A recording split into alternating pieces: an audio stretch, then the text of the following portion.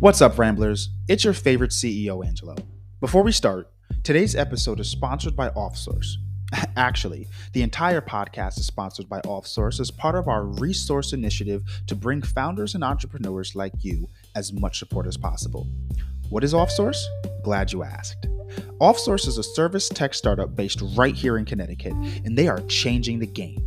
Instead of matching founders with a singular virtual assistant, they provide founders with an entire team of virtual assistants that are in-house and cover a wide range of services like admin, bookkeeping, social media management, graphic and web design, and so much more. And the best part is it's fast, flexible, affordable, and all done from your computer, phone, or tablet. Get your team of virtual assistants today by visiting offsource.tech and clicking the Get Started button. See you soon.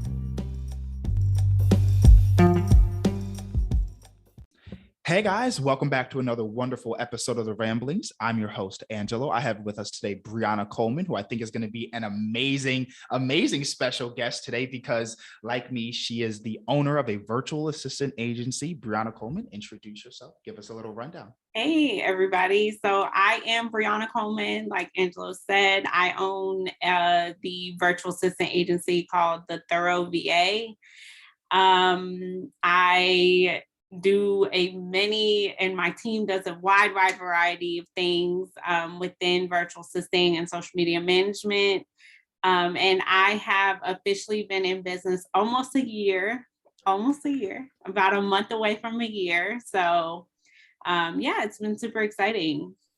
That is absolutely amazing. I didn't even know it was that early. I would have thought that you were going for like 3-4 years, the way like you're really pushing and everything. Okay. We'll bring you back for a celebration of that. Okay. So assuming you got into being a virtual assistant over the pandemic, that would mean talk to us a little bit about that. Tell us that story. Okay. So basically last year, I took a course about becoming a virtual assistant. I was really just going to do it as like a side hustle. I was going to, maybe get a couple clients, do it on the side. Mm-hmm. And I had taken the course in January, officially like launched my business like February 1st. I was like very, very on it, was really trying to apply everything in the course. And then about halfway through February, I broke my leg in a car accident. Oh my gosh. Yeah. And basically virtual assisting just became my job. It just kind of was one of those things that once I broke my leg, I took off, like a couple weeks to kind of acclimate because I did have to have surgery and everything. Trying to acclimate from surgery. And then I basically said either I can go full force with becoming a virtual assistant, or I could just, throw it to the wayside and just say you got in your accident. You can, it's okay for you not to want to do it. But then when I realized I really wasn't going to be able to go to work anytime soon or anything like that, it was just like, I got to make money somehow. So I might as well start, pushing my virtual assistant business. So it's kind of been history since then. I definitely go very hard for my business because this is my first venture as an entrepreneur. So it's definitely different for me. But I definitely went full force after that. And, I have a good little clump of clients I'm very, very happy about. And it's definitely still growing for sure. So that's kind of how I got started. It was just take the skills that I already have. The things that Which one's your strongest? Oh, I don't mean to cut you off. What's the skill that you say is like the one that you're like, this is what really I want to like push out? Like, what's your strongest skill set that you're like, okay, I'm really going to be a VA because I'm good at this?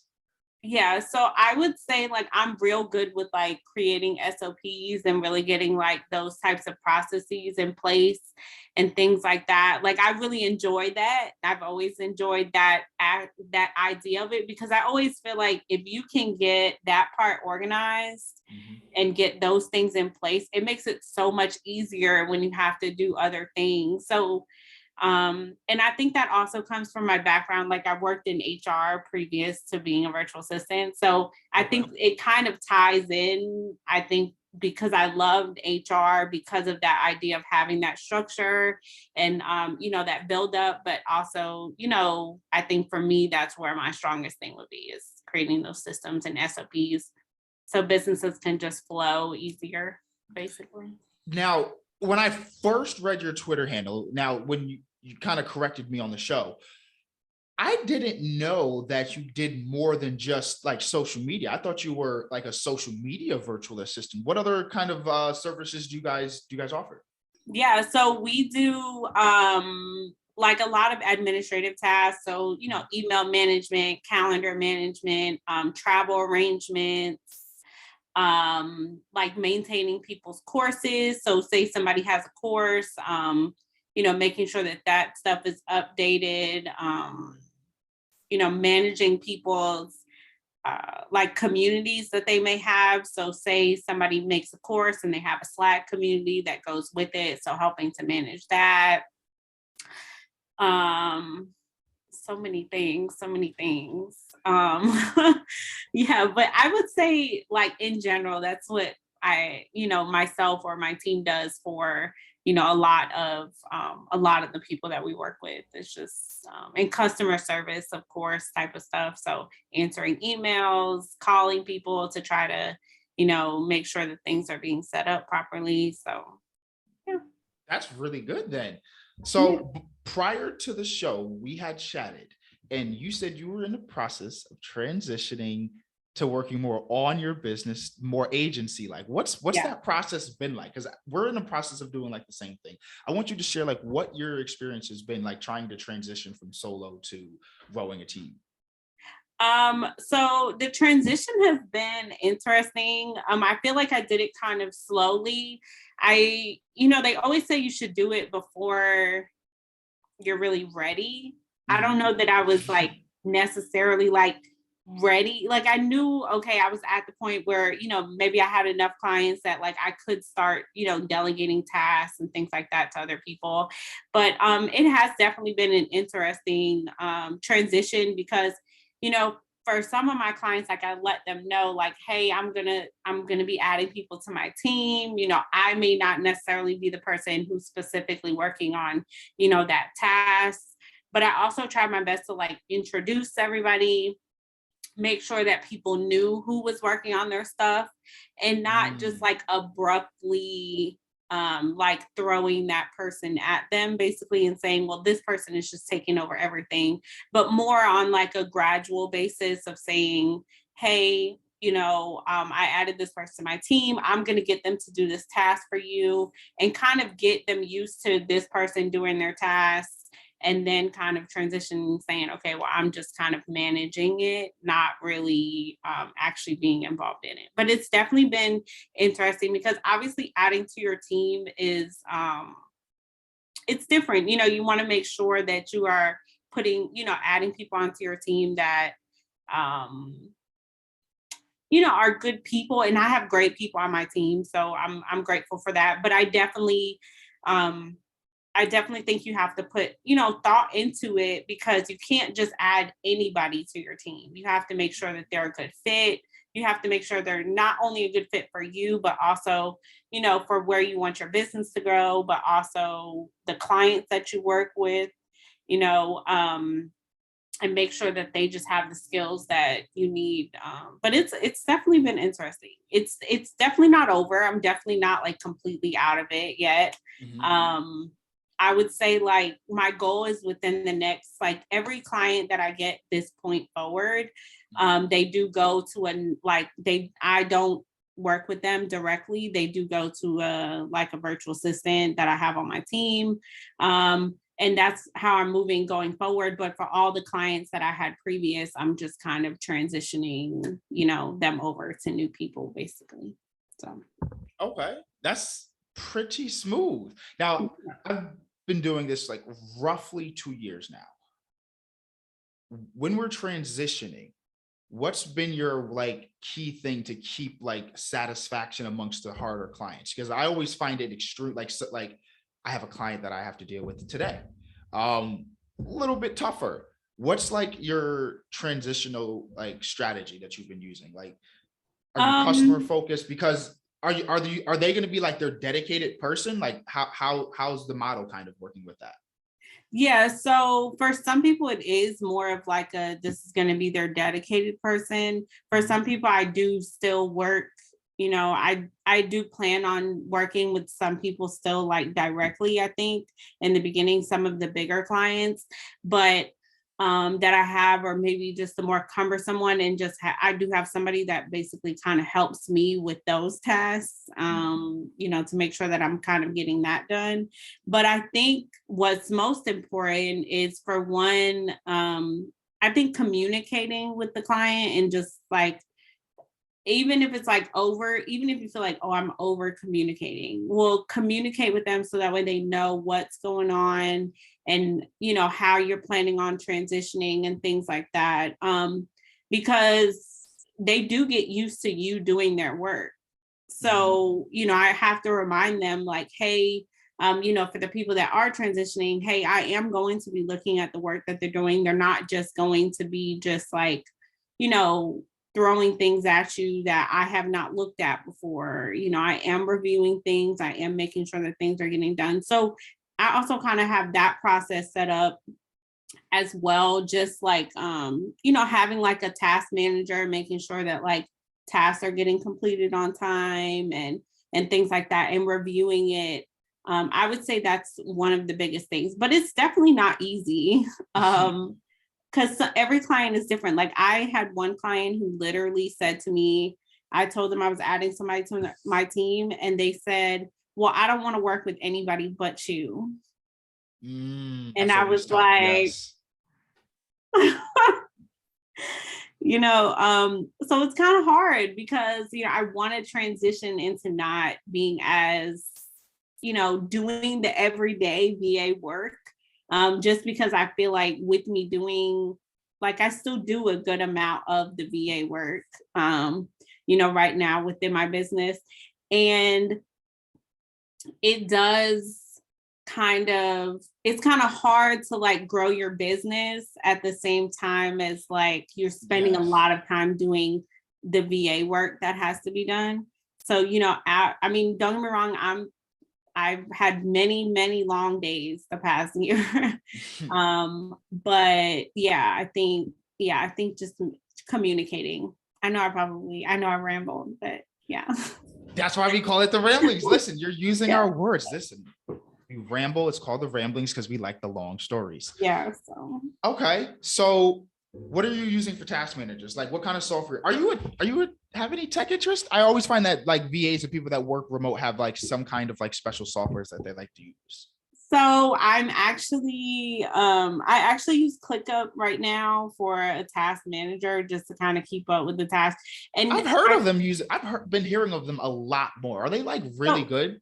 yeah, so ClickUp is actually really good. I think when you have a team, it's really good because it's really easy to like add people in there, and just make those assignments, and also like like if a task is reoccurring, you can set up like different automations. So say for instance, like you start a process, and in 4 weeks from that date you need to do something else.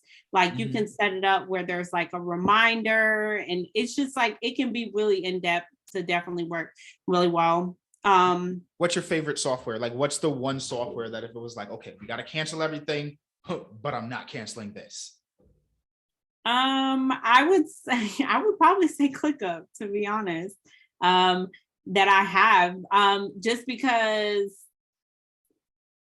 everything else can kind of be, yes, it may take more time to do some of the other stuff, but I think having that organization and knowing like what goes where and who's doing what would definitely be one of those things. Because like if I had to manually send all of my invoices and things like that, like I could do that, right? Like, it the most fun thing to do? No, but I could, if I had to. Or like manually sending out all contracts and things like that. Like, yeah, I use, Dubsado now to be able to do that. But if I didn't have Dubsado, I could still do, almost everything else. Dubsado just makes it easier in the process more efficient, I guess. I want to go real niche real quick, because like as both being like VAs, like let's bring some value to other like VAs, I think, right? Where do you find your clients? Like how, like what is your source of traffic, and like how did you find and like nail that like pipeline? So I would say a lot of my clients have come from Twitter, just because I'm very active on Twitter. I don't know how you guys do it. A lot of my clients do come from Twitter. It's just, I think it's because I am really active on there. I have gotten like a couple clients that came from like Instagram, but so all of them have been all of them have been social media. Most of them have been social media. Bro, yeah. I am so trying to like so all of ours have been like me doing old, not okay, I hate cold calling. I said from day one I was gonna never do like the cold calling. I've been kind of changing my mind about doing like an email kind of thing, but definitely been trying to do a lot more social media. But how we've grown is I've been in like networking meetings and like kind of generated like referrals. How are you guys, like you and I want to say Jeff, but the guy who runs Marvel Assist, he's gotten all of his people from Twitter too, and I'm like, bro, how are you guys doing it? Well, I will say, one of my VA coaches, she says, is it the one on Twitter? Is it Annalise? It's Annalise. Mm-hmm.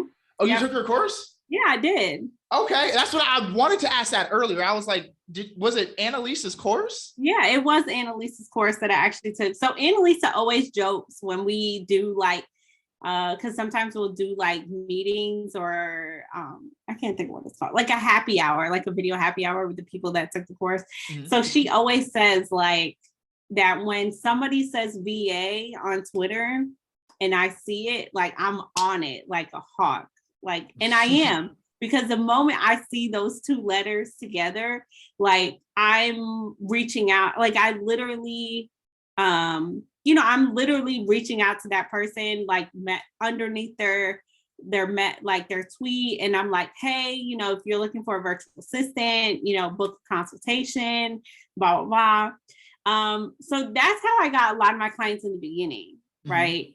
And then as I've grown, a lot of my clients have really kind of come from like referrals. So because I worked with one person, they'll say, oh, so say somebody on Twitter is like, oh, my virtual assistant is the best, on Twitter, right? Then all of a sudden I have like 2 or 3 consultations set up because somebody sees it and they're like, oh, they work with this person. So, or somebody will say, oh, my virtual assistant is this person. They'll ask them, oh, who's your virtual assistant? And they'll say, oh, my virtual assistant's this person. And, they'll book a consultation with me. So it's been a combination of both, but you definitely have to be like very consistent. On Instagram, I'm not as consistent on Instagram. So I don't really get a lot of traction in terms of like consultations or anything like that from Instagram because I'm just not consistent enough on there where people see me. Because I think it's important that like, and I think I had to use social media more because. That's what I was trying to find out. Cause like, I always don't mean to cut you off again, but like you said, I don't think I've used social media in the way of it like being active and engaging enough where it's like it's very like it's so hard, like where you see people's like story like super long and they're still doing business and I'm like, bro, I need like an hour to create like a story or something. Oh yeah, no, and I think for me it was very different because obviously once I broke my leg, right, I really could, like, I wanted to go to network events. I wanted to go, even because that's actually one of my goals this year is to work with more like local businesses in my mm-hmm. area, like more like brick and mortar businesses that may need, that assistance. Master networks. Yeah. So they're virtual. Check it out. Like as soon as I'll send you the link, like we'll jump off. Okay. Yeah. Master networks is dope. Yeah. So But I wanted to do like in-person networking, but with my leg and just, with that, I felt like I have to leverage social media because that's how I'm going to be able to like really reach people and things like that. I mean, I didn't want to go the cold calling direction or I've done a couple cold emails, but they just don't work. I mean, for me, they haven't worked. For some people, they may work. I think when I think it's just one of those things that doesn't work, and maybe I just haven't found the right cold email to send or what. But yeah, I just definitely knew I had to leverage social media because I didn't really know how else I was gonna find clients because I was like, if I don't leverage, and granted, like some of the clients that I have are people that I know personally, like I knew them personally. But I literally had like posted, like I never post on my Facebook, like ever. But this is like when I first started my business. I think somebody I knew posted that they were looking for some help within their business. And I literally just launched my business, like just told myself, hey, you're going to get back into it after, injuring my leg. And like they posted it and I just commented on it and I was like, hey, I just recently launched my virtual assistant business. Like, let's talk and see if it's, some stuff that I can help you with. But I definitely say like if I was talking to like another virtual assistant to like tell them like, hey, this is what I would recommend for you to do. Like leverage your network and leverage something that you feel comfortable doing. Right. So like if you feel comfortable doing like going to in-person networking events and you feel like you can really work the room, then do that. Right. But like I have always been somebody that's like always on Twitter and things like that. So Twitter was like a good fit for me. Instagram is not really a good fit for me necessarily because even before my business, I was like, I like to call myself like an Instagram scroller. Like I didn't really post. I scrolled, I liked people's pics and I just kept it pushing, So leverage what you feel comfortable with doing, but also try to step out of the box a little bit too. Like you can't stay comfortable. So like don't just do in-person networking. Also try to at least get on one social media platform. Like, I mean, people are blowing up off TikTok. So you might be able to find some clients on TikTok. I would love to learn how to really get big on TikTok, but yeah, I mean, that would be the main things I would say. I definitely would love to try to get big on TikTok. Like I'm really trying to like do a lot more or like across more social media. Yeah. Now it's January 6th, so we're still pretty early in the year, right? Yeah. So let's talk a little bit about some goals. What are you trying to do in 2022? So by the end of 2022, I will, and I'm saying I will because this is what I want to happen. I will only be working with 2 clients personally. All my other clients will be, with somebody else. Basically, I'm going to keep 2 large clients probably. And I am also looking to launch some more business ventures. Ooh, other business ventures. Because I need more income. Because, some people look at like virtual assistant, they'll be like, oh, if you only have, it's not like a job, right? Where you think to yourself, well, okay, I only have income coming from this one place.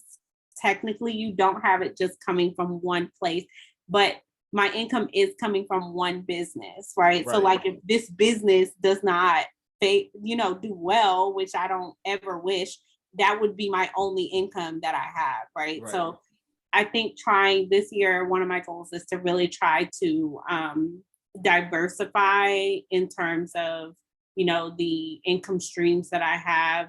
So even just like investing more,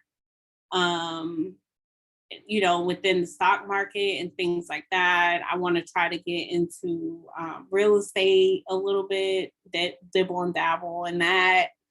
And then I do want to open up another service-based business, potentially in the cleaning ish area. Hold on, pause. Let's talk about that real quick. Why? I want to know more about this one. Why? So why cleaning? Why cleaning? Like, why open up another service one? Why not try to do a product, a hoodie, t-shirt or something? Like, why another service and why cleaning? So I think, well, for one, I think cleaning businesses are needed. I think there's especially in this time right now, it's definitely something that can be, like if you have the right systems in place. I have a couple people that I know that I know one person that has a cleaning business, and they've really been able to set up a lot of systems and stuff like that within their business to help kind of automate some of the stuff.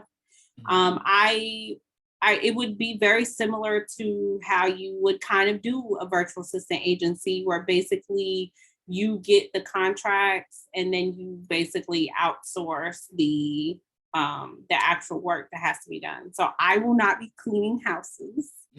Not that there's anything wrong with it, because there is nothing wrong with it. It's needed. I'm definitely one of those people that you show the janitor the same respect as you show the CEO.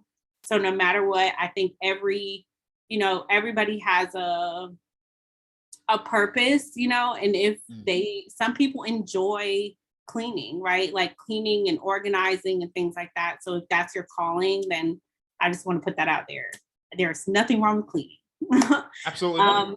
But yeah, so just starting that, I think that's just a direction that I think in this, in the area that I live in, as well as, it's just another business that I have seen basically do well, that I think would be good. So yeah, I am actually launching soon, very soon, with my husband. We are going to have a clothing company. So we are going to have, yeah. So that'll be exciting. I'm definitely very busy. So very busy. Talk about plans. Three different businesses: VA, hoodie, and cleaning. So are you guys gonna do like corporate or like residential, like maid services? So I haven't fully decided what direction I want to go into in terms of that, just because the area that we live in, where do you guys?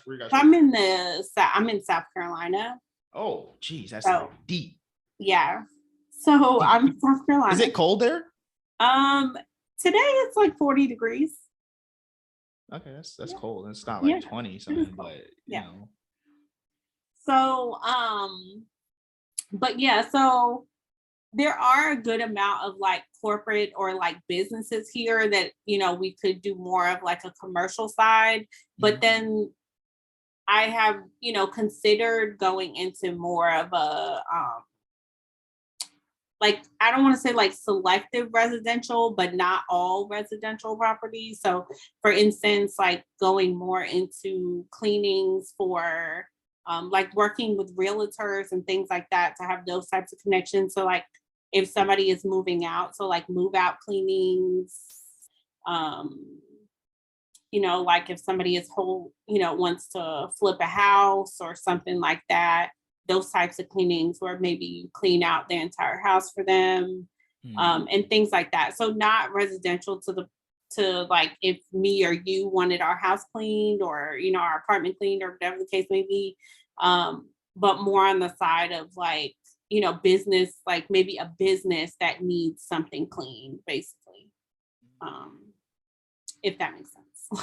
It definitely does. So I'm someone that would consider myself like a purebred entrepreneur. I knew from jump, like as a kid, I want to do entrepreneurship. Was entrepreneurship something like that you found? Did you know that you always wanted to be like a business owner? Like, what's been your relationship with business?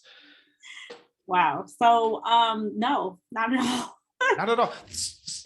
Not at all. So I think I always like the idea in my head was Mhm. always like get a job, work that job, retire one day, get a house. The whole like white picket fence, have a dog, kids, husband type of life, right? Right. I guess, and work a job, come home every day, and know that I was going to be in debt, or just like that. Uh, that's like the mentality that I had at one point.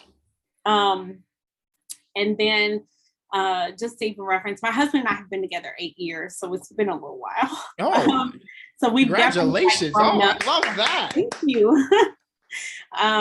So we've been together a while, right? And we've grown a lot as people since we met, Mhm. because we met in college. So um, with that said, Wait. my Wait. Pause.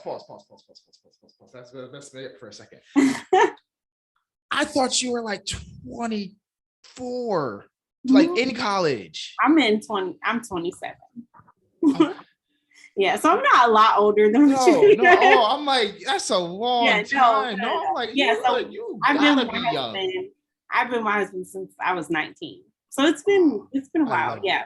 I So love it. we grew a lot as people over the years that we have been together. But my husband has always had that like entrepreneur type of mind. Like always that like I'm gonna get whether it's at a job or whether it's, finding some type of side hustle or something, to like make extra money. Like that has always been something that he did. Mm. So, when we met, I didn't really have that mentality of like, I thought like, why don't you just like go to a job, just do your job and just go home? Like, why do you need all that extra stuff? Right. And then a couple of years ago, I would say the most change came within the past couple of years. A couple of years ago, I started to feel more like this is very monotonous, like this going to work and like coming home, like this is not what I thought this is the life that I wanted, but I don't think this is it. Like this can't be it, you know? And he started like sending me podcast episodes of different like different things that he was listening to about like business ventures and things like that. And I started getting real into like listening to the podcast and exposing myself more to like what entrepreneurship could really be and what owning a business could really be like. And I mean, I feel like since then it's been, and I would say this started like 2018. So it's obviously like 2022 now. But so like I said, it's been a couple years in making, but I definitely was not an entrepreneur from the beginning. That was not for me. Now, do I think that I would ever necessarily go back to a 9 to 5 now that I am an entrepreneur? Probably not. But I think I just didn't know. I wasn't really exposed to entrepreneurship. I feel like it was, my mom, went to work, came home, did what she had to do. My dad went to work, came home, did what he had to do. So it wasn't like I was really exposed to what entrepreneurship could really look like and what that lifestyle could really look like. Because my mom growing up just always said, you have to go to college, you're going to work a job the rest of your life. And that's just what the narrative is. There is no other, thing that you can basically do. So yeah, that's kind of where that came in. And it just came with a lot of mental change, figuring out, okay, entrepreneurship is really for me, I guess. Mm. I feel like we get a lot of entrepreneurs on the show who feel like it kind of came to them, like they were either tired of something or it's like fell in their lap. Now, like a lot of people had to make that mindset shift that you talked about, where it's like I didn't have that exposure, like I didn't have that exposure. And when you don't have that exposure, your mindset has to shift before you really get in there. And so when you were talking about like when you had broke your leg and you were like, okay, I got to go all in. Like I'm choosing to go all in. What did that like look like? Did you create like habits or anything? Like what did you like change in your like say day-to-day routine, or what did that mindset shift look like when you said I'm going all in? I think for me, that mindset change, and I think it's still ever evolving. Like my mindset is still evolving to this day in terms of like being an entrepreneur and, you know, all of those things, because I think as one thing I have realized as an entrepreneur is like you do have to constantly evolve, right? Because different things will be thrown your direction and you do have to learn how to deal with those things. So I think when I first realized, like, okay, I'm going to go all in, going into 2021 and knowing that I was going to take Annalise's course because I had already signed up for it, right? So, you know, taking Annalise's course, knowing that I was going to do that, I think I had just went into it thinking,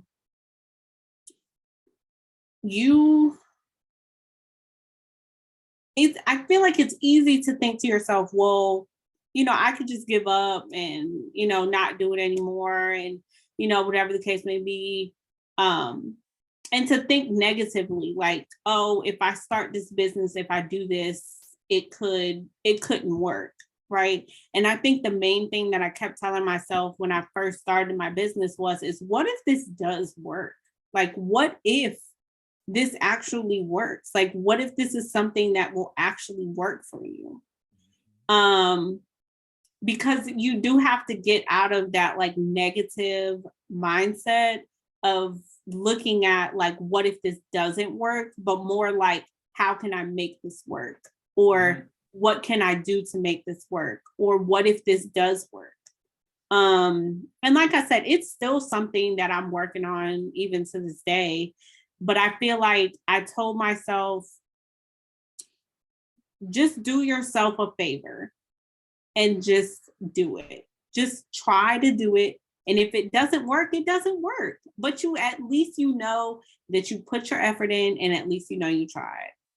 If you put all, you know, if you put all your effort in, you know, I was even having a conversation with somebody the other day about like when people leave their 9 to 5s, right? Like I don't work a 9 to 5 anymore. I work within my business, you know, not I won't say 9 to 5, more like 8 to 8, but um, but you know, I was talking to somebody the other day and they were talking about you know, when people quit their 9 to 5s and, you know, become an entrepreneur, like it's okay if you say to yourself, like, okay, I started this business, it didn't work out, it's not going the direction I want to go. And if you have to go back to work, like that's okay.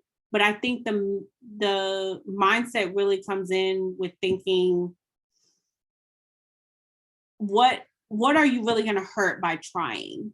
Right? Like, what are you really going to damage by trying? Now, if you're not hurting anybody or, you know, anything like that, then you're really not going to hurt anything. I mean, if anything, you're going to grow from that experience, right? Like within the past year, I have grown so much with starting my business as a person, um, you know, as a business owner, as, you know, somebody who, um, has always suffered with some type of like anxiety or, you know, anything like that. Like I've grown a lot as a person within the past year, but I think it came from just telling myself like, you can do this.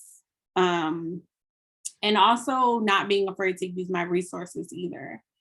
And know that, you know, everybody is not going to genuinely support you, right? But there are people out there that will support you. There are tons of people out there that will support you, and you just have to find those right people, I think. Because that was a big part of my mindset shift as well, is I had to kind of separate myself a little bit from people who didn't understand what it was like to be an entrepreneur, or maybe just didn't understand why I would want to be a full-time entrepreneur. Like, why would you not want to go back to a job? Like, oh, this little business that you have is cute, but why do you not want to go back to a job? Right.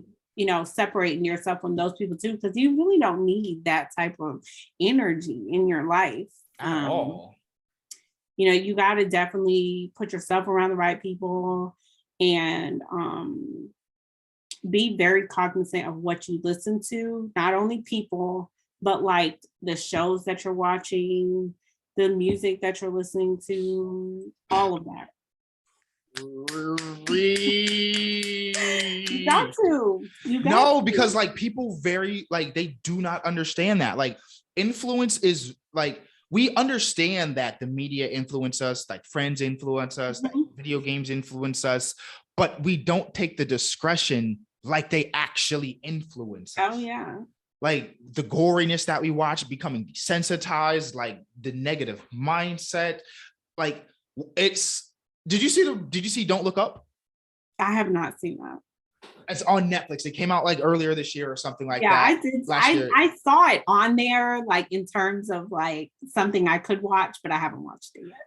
Okay, definitely watch it. It's good, okay. But it's like people have like, it could be right in front of their faces and still blatantly ignore it because, oh, we're aware. But did you take heed? You didn't take action with it, and right. It just. Yeah. Preach. I mean, for real. And I think like even like within the last year, like one of the things that I did because I realized how much it affected my mood was like I stopped watching the news as much. My mom said she started stopping.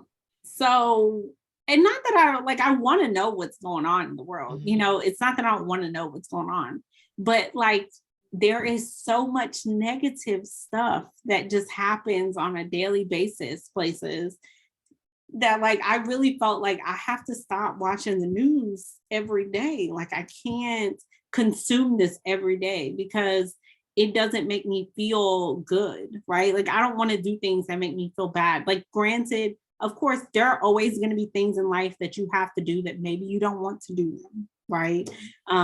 Like washing clothes, right? Like, or folding your clothes. Like they just may end up in a pile or whatever the case may be, but like it has to be done eventually, right? Like, hopefully. My mom introduced me. So one of the local laundry services during the pandemic, in order to adjust, what they did was they opened up a pickup service where they pick up, drop off, wash, dry, and fold the laundry. Oh, yeah. And it's $1 a pound. Wow, that's really good. I was really like, good.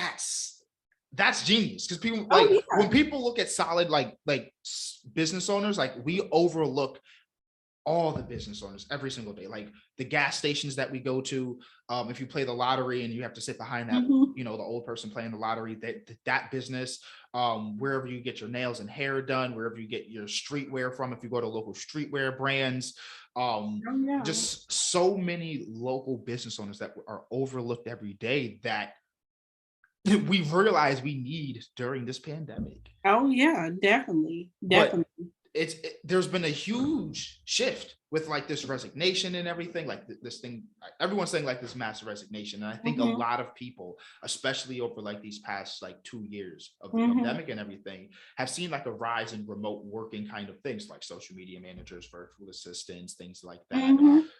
I think it's been like absolutely like crazy. What have you seen like over the past year that has like changed your mind? Like, what did you see in the beginning as a VA, and what do you see now as a VA like over the course of this year? I feel like for one that people are starting to become more exposed to like the idea of a virtual assistant. Now, I don't feel like everybody knows what a virtual assistant does or what they can do. I think that I've seen a lot of expansion in terms of just people seeing that they can use virtual assistants, that like work can get done remotely and it not be and still be done well. I think that was a big concern for a lot of people, is that they felt like, oh, if this goes remote, that the work is not going to be up to quality. And that Right. and that's not correct. That people can work on their own accord and the work still be quality work. Um but I have seen like a bigger shift in people utilizing virtual assistants, even if whether it's on a smaller scale or whether it's just on a bigger scale. But I think people who work from home or people who do virtual assisting are also starting to realize like, oh, I can really like specialize in things. Like I don't have to be in everything virtual assistant, right? Because some people need specific things done within their business. They don't need um I guess like that you can go the direction of being more specific, I guess, within virtual assisting as well. But I think remote working has for everybody, I think, in almost the whole, I don't know what the rest of the world did, but I know the US for sure. Um, Remote working has definitely changed a lot of business owners' minds in terms of what can be done from home, and the fact that some people can still sustain their business, even if they were a brick and mortar or did have an office or whatever the case may be, that their business can still sustain with their employees working from home. um because it changes the overhead. It changes so much for those Absolutely. companies when they can get people to work remote. Because imagine you had an office, and at that office you had employees, and you had 20 employees that work physically in that office. Okay, you have to have an office big enough to fit those 20 All of people, them. Right. right? At least, and then including yourself. um but say for instance you decide to send, majority of everybody home remote, right? So, or say you do like a hybrid where you have people come, they may come in once a week to do, something within the office. Well, you probably don't need an office that holds 20 people anymore, right? You probably can move maybe to a smaller office.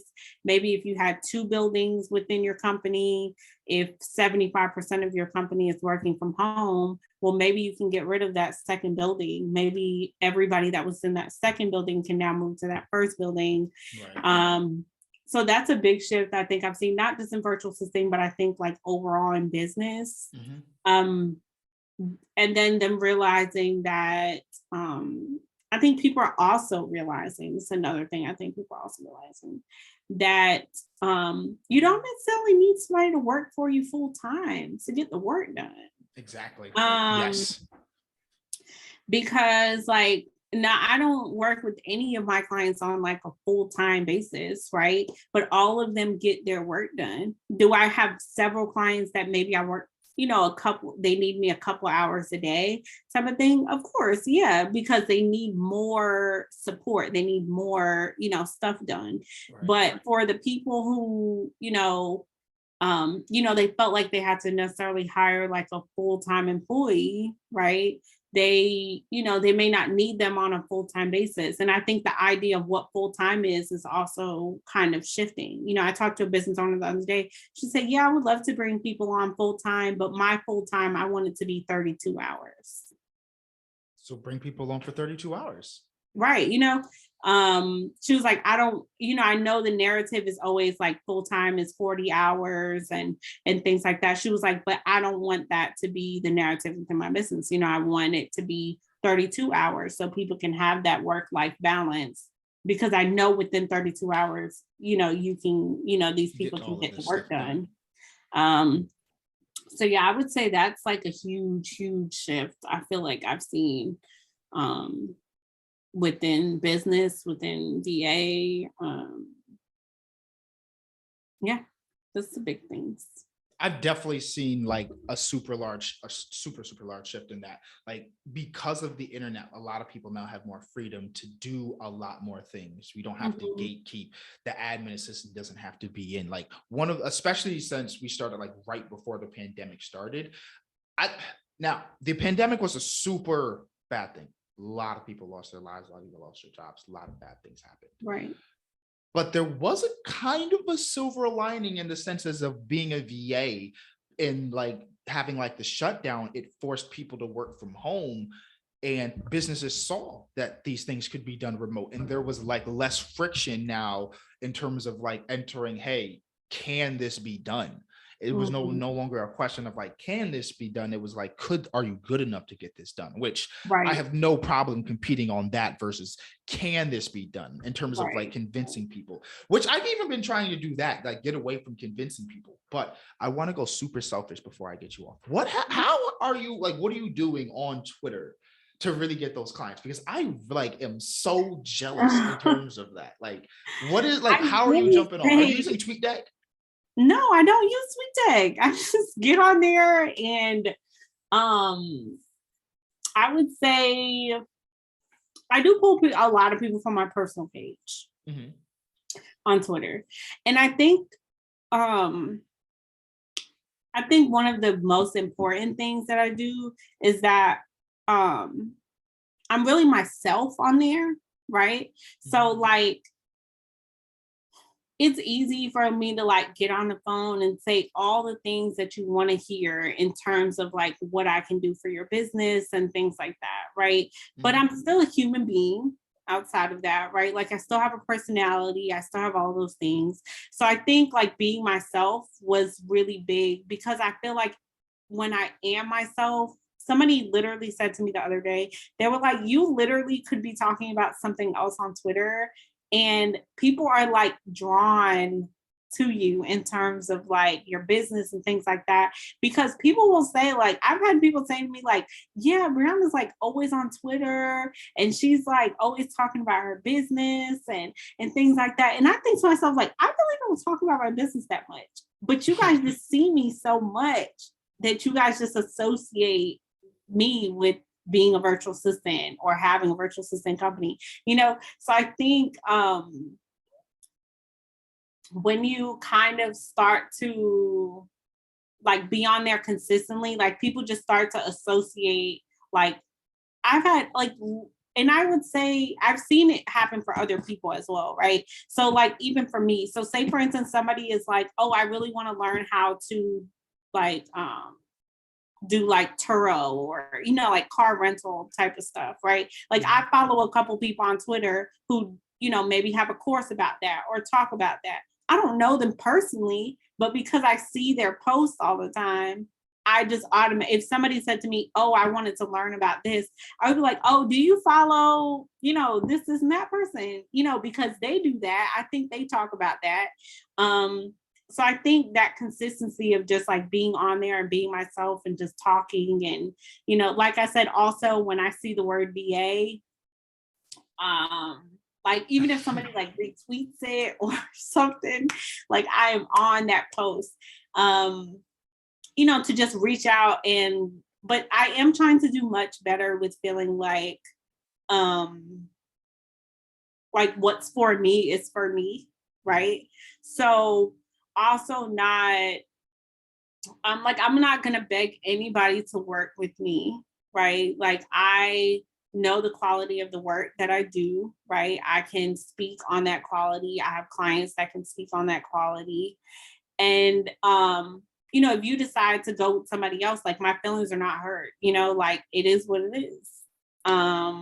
But I think like just being myself on social media has really just kind of helped, which is why I feel like I struggle with Instagram because Instagram is very like pretty pictures. Like, still, I feel like that, even though some people may feel like with reels and stuff like that, that people are kind of getting. I mean, I still feel like it's that aesthetic of like everything has to be like clean and pristine and blah blah blah, and it's like that's not really what life really is like Right. for me, So I feel like Twitter gives me that opportunity to just kind of like be myself and talk about, a TV show that I watched or comment on somebody's tweet and, me and them are talking about a recipe that somebody made or, like, I think it's that element of like people feeling like they know you to a degree that kind of helps. Um, and it definitely helps that people know, like some people know that I took Annalisa's course. So that helps. I mean, the people that help for sure. So, people will be like, oh yeah, she took Annalisa's course, blah, blah, blah. And I literally have a client that when I first met him, he said, yeah, I booked a consultation with you because I knew you took Annalisa's course. And I was like, shoot, I'll take it, Yeah. Good association right there. So and definitely stay out of any type of like Twitter drama, Twitter anything. Just close Twitter at that point and just don't say anything else. So I definitely agree. Yeah. So before we have to get you out of here, where can we find you? Shameless plug yourself. Oh yeah. So you can find me on Twitter at I'm Briana UR_, which is IMBRIANA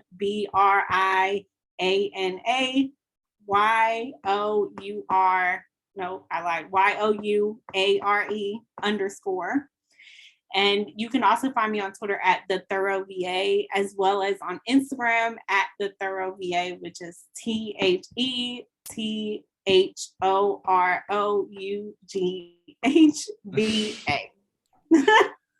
Really big mouthful there. Okay, that's good. I'll make the link will be in the description. Yeah. Make sure you guys go follow if you need a virtual assistant.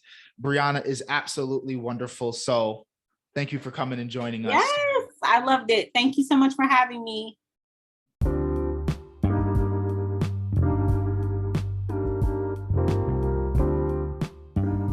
Okay, Ramblers, that's it. Podcast over. I hope you enjoyed this episode. Don't forget to like and subscribe to the podcast. And do me a favor, share this with someone who can also benefit from hearing today's episode. If you want to follow me, you can follow me on all platforms at Angela Roberts Jr. All right, until next time.